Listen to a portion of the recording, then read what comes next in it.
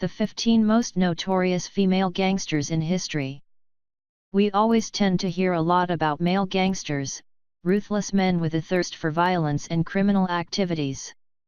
Guys in sharp suits and dripping in gold who have a crew of lots of muscle behind them, accumulating their wealth by living in the all in their luxury mansions.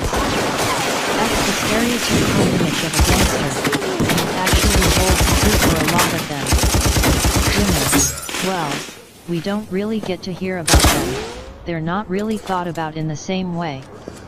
You see a woman being arrested, brought into a courtroom, being accused of heinous acts, and all she needs to do is flutter her eyes and people will sympathize. People won't think she's capable of such crimes. Okay, so that won't really happen, but subconsciously, for a lot of people anyway, that might be the case. There's actually a pretty simple reason as to why we mostly hear about male gangsters, crime bosses, and their criminal activities.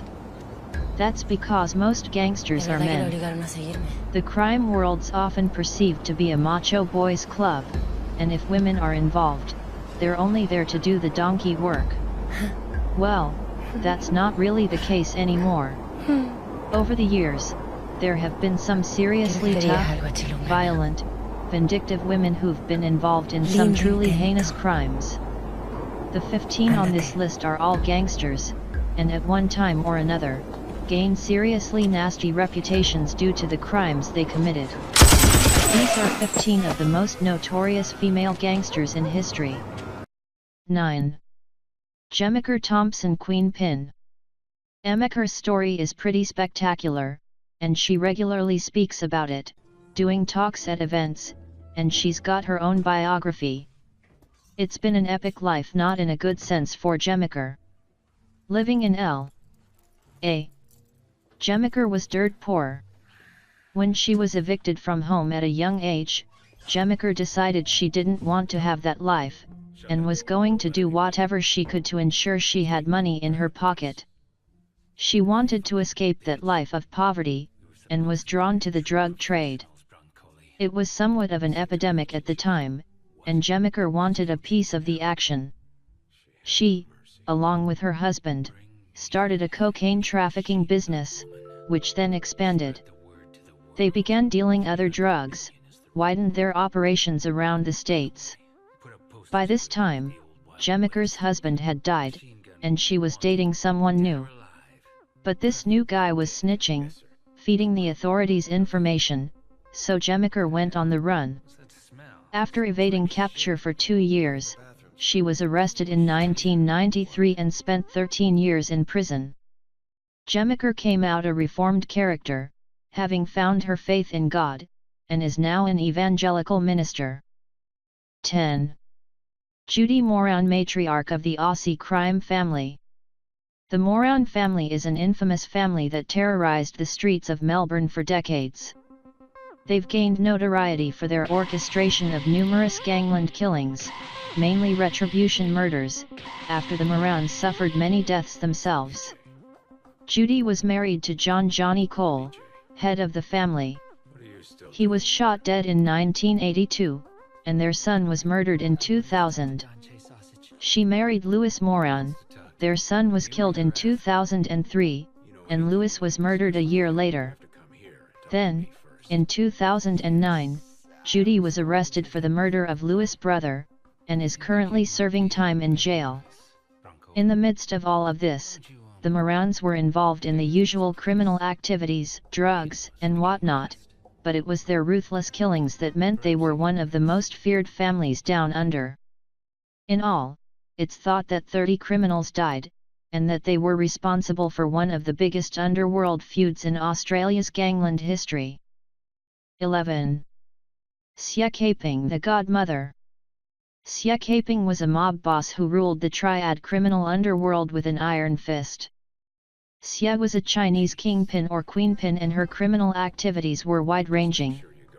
From orchestrating illegal gambling deals to prostitution, Seah was involved in it all, anything that made her cash and funded her lifestyle of luxury. Authorities were shocked when they did some digging, and all of this came to light in 2009. She resembles a middle-aged matron, not a crime boss. It just goes to show how looks can be deceiving. But she had a fleet of luxury cars, a number of villas, and enjoyed the finer things in life, and this lifestyle meant the authorities had the spotlight firmly fixed on her. It's also thought that she had a number of government officials and members of the police force in her back pocket. She knew how to get stuff done. 12. Raffaella D'Alterio taking over from her husband. Think of the mafia and you don't really think of women heading up certain branches of their sophisticated organization. Again, from what we've seen in the media, in movies, it's the men in expensive suits with chains and slicked back hair greaseballs who do all the work, while the women are homemakers. That's far from reality. In Naples, Italy, the Piance D'Alterio family were a pretty big deal. They ran drug operations throughout Italy, and it was headed by Raffaella's husband. But when he was assassinated in 2006, she stepped over to the life of crime and started running things herself. She became a feared gangster, and managed to survive several attempts on her life. She got through all of that, but couldn't escape the authorities that were breathing down her neck.